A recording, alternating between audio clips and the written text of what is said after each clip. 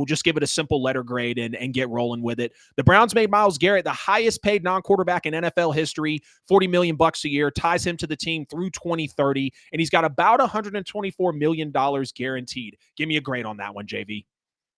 Yeah, this one was interesting, AJ. I thought maybe around like the B plus A range. Myles Garrett is it's full boom, right? Like, the production you're going to get out of him. A lot of the Yep. big teams wanted him, but for Cleveland, Myles Garrett is great, but you need more, right? So it's good they're retaining their star, their former defensive player of the year. So Yep. I think B plus A is solid. They're keeping a guy in the building that I thought wanted out. I think everyone thought he wanted out, but He said I he did. liked it. I liked it. They need some more now. It's not just Myles Garrett that's going to win him anything. Right. I'm going to give this an A as well. I think it's really hard to say that signing one of the better players in the league, let alone one of the best players at his position, is hard to give a bad grade for. Now, if you're looking from the aspect of, okay, look at all this money that they just paid him because they still have the Deshaun Watson contract on the books as well. This team's not necessarily going anywhere anytime soon. So we've seen some quick turnaround on NFL teams, but they need a lot more, like you said. And, you could give it a negative grade from that aspect, but paying Myles Garrett, he's worth the money. Maybe you can even argue that he's underpaid just what he's done in his NFL career already. So I'm going to give that an A. The Bills give Josh Allen a 6-year, $330 million deal extension, rework the contract. I'm not really sure the specifics on it, but we know that he just absolutely got the bag. It's the most guaranteed money in NFL history, over Deshaun Watson's $230 million guaranteed, as now Josh has $250. And this comes after he wins the MVP as well. What you got for a grade? Yeah, A plus. I mean, I was shocked he didn't get 60, to be honest with you. I mean, Dak's making Ooh, 60. yeah. I mean, if that's the top of the market, Josh Allen should be getting that. Yeah. I mean, Mahomes is one for me, but Josh Allen is right there. Lamar is right there. So he should be getting as high as he can get. 55. I'm very, very satisfied with A plus. I don't know what other way I would have it, to be honest with you. Yeah, I'm going to give it an A as well. You can't knock a solid franchise in the Bills for paying one of the best quarterbacks in the NFL, top 3, top 5, wherever you want to put him. We know how we both feel about Josh Allen, and we know how the NFL community feels about him as well. He's going to be tied to the team for a while. Hopefully he can bring some more nice playoff wins, and a Super Bowl win as well. Maxx Crosby was extended for 3 years, $106.5 million. Yeah, it's the same case as Myles Garrett. I think B plus. I mean, he's an incredible pass rusher, but again, Vegas needs a little more. They got Geno. I think they're kind of building their foundation now with Maxx Crosby, Geno, a few guys. Maybe they can string some wins together. I've Yep. talked about it. They haven't won since 02 in the playoffs. So I don't mind it. I thought it was good. B plus A. Yeah, I'm going to give this an A as well. Again, when you pay one of the better players in the league at their position, not only for production, but the locker room presence as well, it feels like he's pretty good in front of the media. We saw him going to bat for Antonio Pierce. I'm not going to knock a team for paying their best player in Maxx Crosby, so that's going to be an A for me. The Rams signed Davante Adams to a 2-year, $46 million deal. And this is interesting because we know that Cooper Kupp has been granted permission by the team to seek a trade, or rather the team told him, we talked about how odd that was, that he was able to seek a trade. I would say floor is a B and ceiling is probably an A plus, just depending on Davante Adams' health. Yeah. If he's healthy for the entire season, it could be really good. He was on pace to finish top 5 in a lot of metrics last season if he played the full season. And keep in mind, he went from team to team, right? He hopped from Vegas over to the Jets and didn't really have any stability there. He's an elite Yep. guy. I'd take him over Kupp right now just because Kupp has the injury history. I thought it was really good, just depending on his health. Yeah, I'm going to go C, man. And the reason I'm going C here is because you look at Cooper Kupp. We talked about how his 2021 season was kind of an outlier with winning the Triple Crown, doing everything that he did. But it was the age and it was the injury history. And when you look at Davante Adams, I'm not taking away from him the talent he has, because him and Cooper Kupp are very comparable. And if you tried to argue either one for me being better than the other, I would probably understand you, because they're both very good wide receivers. But Davante Adams is an aging receiver. Davante Adams has dealt with some injury history in the past, and, he looks to be mostly healthy than he's been, in the earlier years of his career. We know the turf toe was a big thing that bothered him. So For the context of the situation, I'm going to say a C. Now, that's not a slight at Davante Adams because we know that Davante Adams is great again, and I think him and Matthew Stafford are going to be one of the better quarterback wide receiver duos that we see in the NFL this year. The Seahawks traded DK Metcalf to the Pittsburgh Steelers for a 2025 second-round pick. He signed a 4-year, $132 million deal. Yeah, I know you probably know AJ. I wasn't a big fan of this. I mean, I posted about it. I'd say B minus, C plus to be honest with you. DK's great. I thought it was a slight overpay. He's a good Agreed. receiver, but they do need a quarterback to throw him the ball. And they haven't really locked down Russ. Fields is on the Jets. So unless Yep. they go after Rodgers, I don't know what the situation is. Pickens and DK with a quarterback unnamed is absolutely devious. Like, that is insane to have that wide receiver duo and not have a quarterback locked down. So just because of that, I'll say Yep. B minus, C plus. You said B minus or C plus? Yep. Okay, I thought you said D minus at first. That's No, what I was no, like, whoa. no, not that bad. Not that bad. I was like, you really didn't like the move, bro, but I get it. I think $33 million a year for a guy like DK Metcalf is a little steep, but also in the NFL, we just watched Myles Garrett get paid $40 million a year. We are watching guys like Sam Darnold go and get $100 million contracts, like Baker Mayfield go and get $100 million contracts. We see what these players are making now. So I feel like it's almost a moot point to talk about, okay, was it worth it or wasn't it? Because he's still going to make the same dollars. And if he plays up to the strength of the contract, they'll probably extend him or they'll look to move him so they don't have to deal with that type of production anymore. I'm going to say B because I do believe DK is one of the better receivers in this league. Now, who's going to be throwing the ball to him? That is very interesting. And here's the thing about it being a B as well. When you see the Steelers in recent years have drafted wide receiver pretty well, and we've also had the Steelers deal with some kind of, diva-ish wide receivers. We've seen a little bit of that out of DK Metcalf. We've seen that with the George Pickens. We've seen that with the Chase Claypool. Obviously, we don't have to mention Antonio Brown. So again, for the context of the situation, I'm going to say a B. The Bears have now signed Joe Thuney from the Chiefs or traded for him. Jonah Jackson from the Rams, they traded for him as well. And they just signed the center Drew Dahlman from the Atlanta Falcons. What you got for a grade, JV? Solid A. Depends how these guys work together, but they fix the interior offensive line for their franchise quarterback. It's a can't miss. I know maybe there are a few question marks around one or two of those players. Joe Thuney was I think, 4-time All-Pro or something like that. So Yeah. that's pretty guaranteed. But anything is an upgrade from what they had last year. Caleb Williams went under around 70, 75 sacks, I think, on the season. It was unreal. The most sacked quarterback in the So league. they're addressing their needs. So I would definitely say A. I'm going to say A as well for all the same reasons that you said. When you see Caleb Williams getting pressured the most, getting sacked the most in the league last year. Now, he was looking a little rough at times, running into some of those sacks. And when you understand who his head coach was at the time, the offensive coordinator and things of that nature, it is going to make you feel a little sorry for him. You're going to give him some grace, give him some mercy in that situation. But when you talk about bringing in 3 stud linemen, Joe Thuney might have had the discussions about him with the Chiefs last year, whether it was good or bad. I feel like a lot of offensive linemen from the Rams over the last few seasons have been very solid, especially when it comes down to protecting Matthew Stafford. And then Drew Dahlman consistently graded as one of the better, if not best, run blocking centers in the league. And we know the Atlanta Falcons have struggled a little bit over the last couple of years to keep a very solid line intact. So I know they hated to lose him, which is a big plus for the Bears. So I'll give it an A as well. The Bears turned right around and signed Grady Jarrett immediately after the Falcons released him.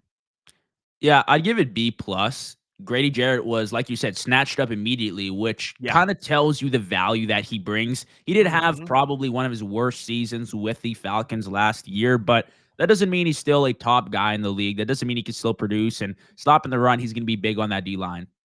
Yeah, I'm going to give it an A as well. Grady Jarrett is one of the better defensive linemen in the league, and he provided a lot for the Falcons over the last almost decade that he played for him, especially in the Super Bowl run, multiple playoff games. I feel like, just about every other time an announcer was talking about the Atlanta Falcons making a play on defense or the Falcons defense was getting praise, Grady Jarrett's name was in that conversation, so I'll give it an A as well. The Jets signed Justin Fields, maybe the most interesting free agency move we've seen yet, and this is who they should have picked originally back in 2021, I think it was. But they ended up taking Zach Wilson, of course. Jets signed Justin Fields to a 2-year, $40 million deal. I'm saying, guaranteed. Yeah. I'm going to hop between a C plus and a B minus right now. a lot of people love the move, but my problem is Justin Fields is once again on a team that hasn't had a lot of success recently with Mm-mm. a young defensive-minded coach, which is another problem for a quarterback who is still trying to develop. And outside of Garrett Wilson, the weapon situation is a little concerning. They lost Davante Yep. Adams, and I think Alan Lazard is looking for a trade. I don't think he's returning. So Yep. I a lot of people like it that they're orienting a young quarterback with a young developing team, and I don't have a Yeah. doubt that Aaron Glenn can get it done, but Justin Fields still requires a lot of development, and I Yeah, he thought he does. was gonna finally get that in Pittsburgh. I guess not. So C plus, B minus. Yeah, I'm going to give it a C as well. And for you, to piggyback off what you said in Pittsburgh, I felt like Justin Fields was so solid as a Pittsburgh Steeler.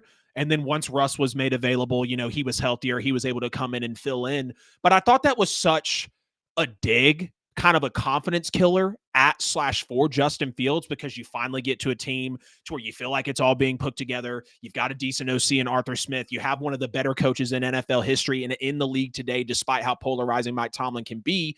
And it just seems like he's with a mature franchise. It seems like he wanted to save his career when he signed with the Pittsburgh Steelers. And then they go and do him like that. Because when you look over at when you look over at the Jets depth chart, yes, there's a Breece Hall. Yes, there's a Garrett Wilson, but Lazard's more than likely on the way out. You have a Tyler Conklin who can make some plays when it's doable. And you do have some, names on the line like a Tyron Smith. You do have a Elijah Vera Tucker, AVT as well.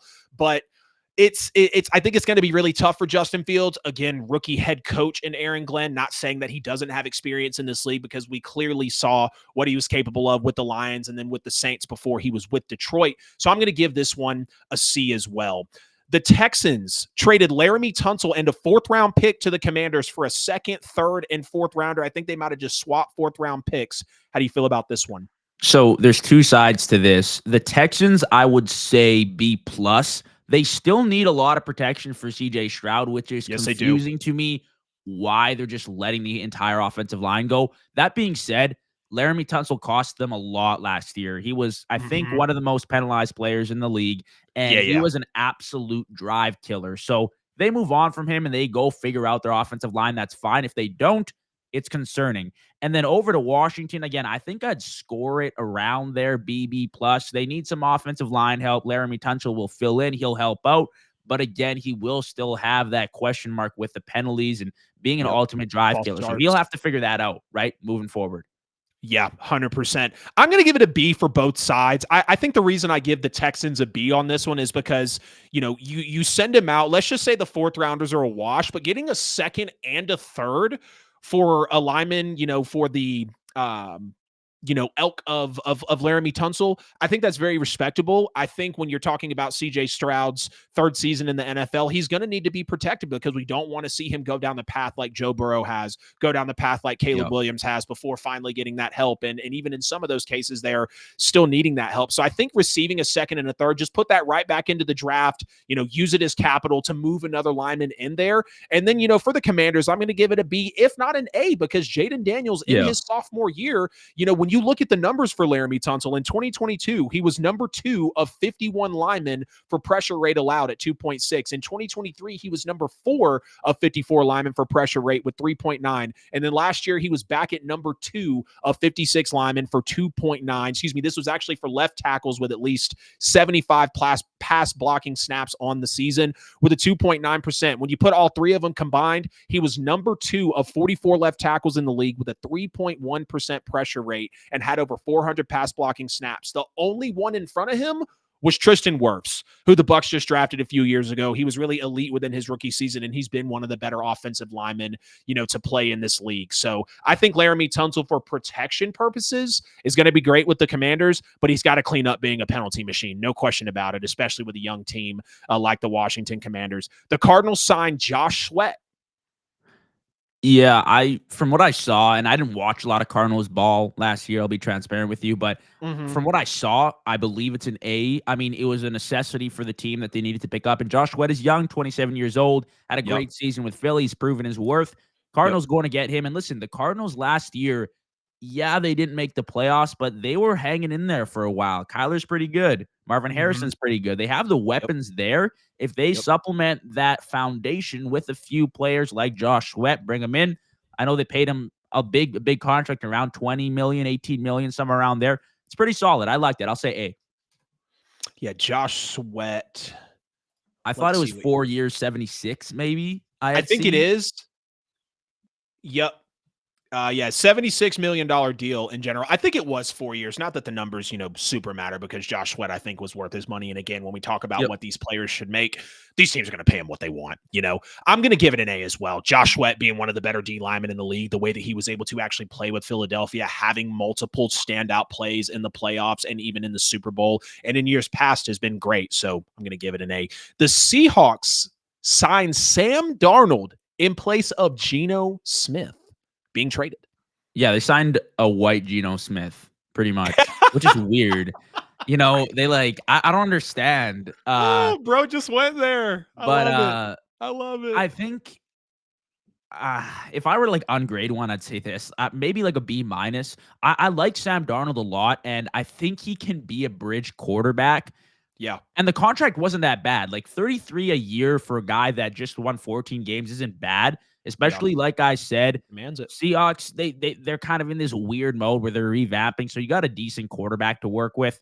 But it really depends what they put around him this year on how that will turn out. If it's just JSN, yeah, I wouldn't expect it to be pretty if I'm a Seahawks fan. Yeah. Yeah, he's going to need some more weapons around him for sure because DK's gone. Tyler Lockett's been released, and I'm going to grade this a C. Sam Darnold, though, and it could really be lower. It's a C because he won 14 games last year, but he was also coached by a great coach in Kevin O'Connell. Also had Jordan Addison. Also had Justin Jefferson. Also had a solid defense in a way, being able to complement him as well. And that was something we've never seen Sam Darnold have or be able to do. And yes, when you talk about being drafted by the Jets, when you talk about being with the Panthers as well, being a little bit of a journeyman, then you end up landing in Minnesota. You start to wonder because he was a former number 1 overall pick. Was Sam Darnold actually this good all along? And he just needed to be in the system. I probably sound harsh on Sam Darnold, but I'm going to give it a C. The Patriots signed Milton Williams. Yeah, so 4 years in Philly. My question is, was the Super Bowl performance the only thing that we're banking off for Milton Williams? Because his name kind of erupted after the big Super Bowl game.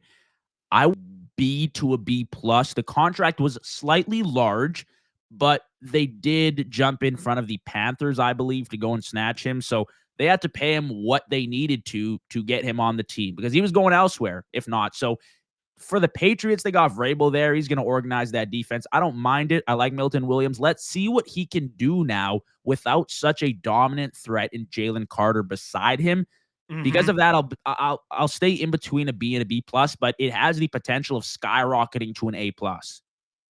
For sure. I'm going to give this one an A. I think Milton Williams played a great part in the Philadelphia Eagles defensive line through the playoffs, the Super Bowl as well, multiple points in the season where we heard his name being called. And I do think it's more than what he just did in the Super Bowl. Yes, now prisoner of the moment kind of thing. You see what he's able to do in the most recent games that he's played in. But Milton Williams has been, a staple for that Eagles defense and especially on that defensive line this past season. The Seahawks trade Geno Smith to the Raiders for a 3rd-round pick.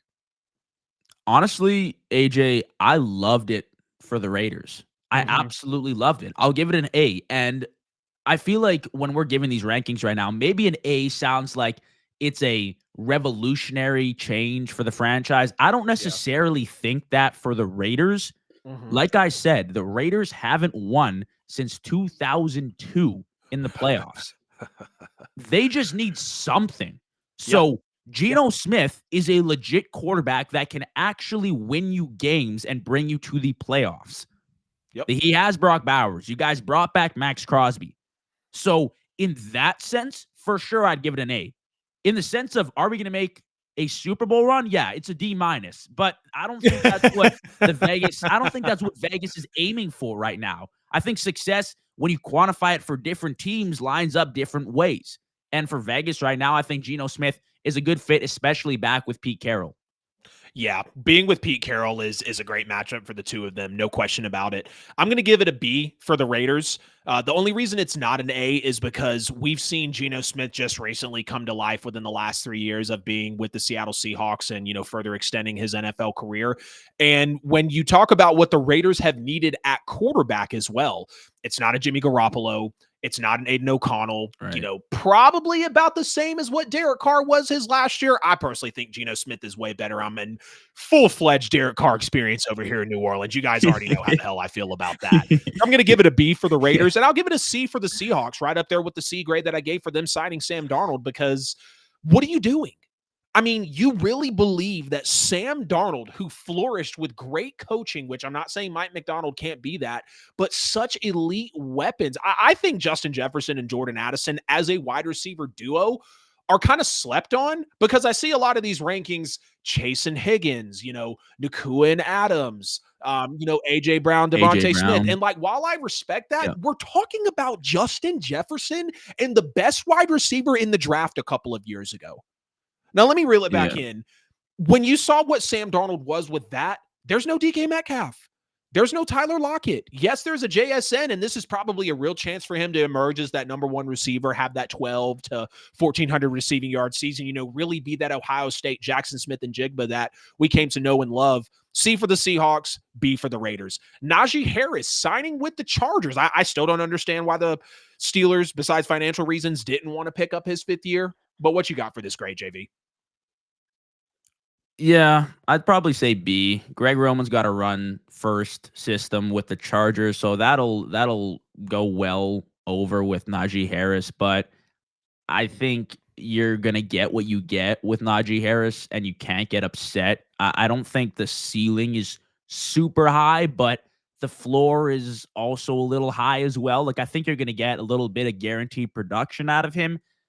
I wouldn't expect the world, but a running back that's been a veteran now for a few years in a running system, I don't mind it. So I'd say B. It's pretty I'm going to average. say B as well. I think it's very remarkable that Najee Harris in his first 4 years in the NFL has rushed for 1,000 yards in each season. I know the last couple of seasons have been by like 40 and 50 yards. So, a couple of first downs, couple of extra plays, like whatever you want to say about it, right? But he still cracked the 1,000-yard rushing season in his first 4 seasons in the league. And if I remember correctly, he's up there with some of the elite names like a Chris Johnson, like a LaDainian Tomlinson to do that within their first 4 years in the league. So I get it when when these teams make cap cuts and when they have, free agency coming around, they really have to be smart. And I think Jaylen Warren was showing something that they liked. They might go get a running back in this draft. Not really sure. I didn't like it for the Steelers. I'd probably give them a C- for not picking up Najee Harris 5th year option and or wanting to extend him in some way, but I'll give it a B for the Chargers. Last one here as we grade a ton of NFL free agency moves, and we'll have much more coming later in the week as well. Haason Reddick signs a 1-year deal with the Tampa Bay Buccaneers. I did not expect him to go here. Yeah, I don't know how much he signed for, AJ, but I don't know because I haven't seen him play in a Right. long time. So it really depends what kind of output he's going to put on Yep. the field.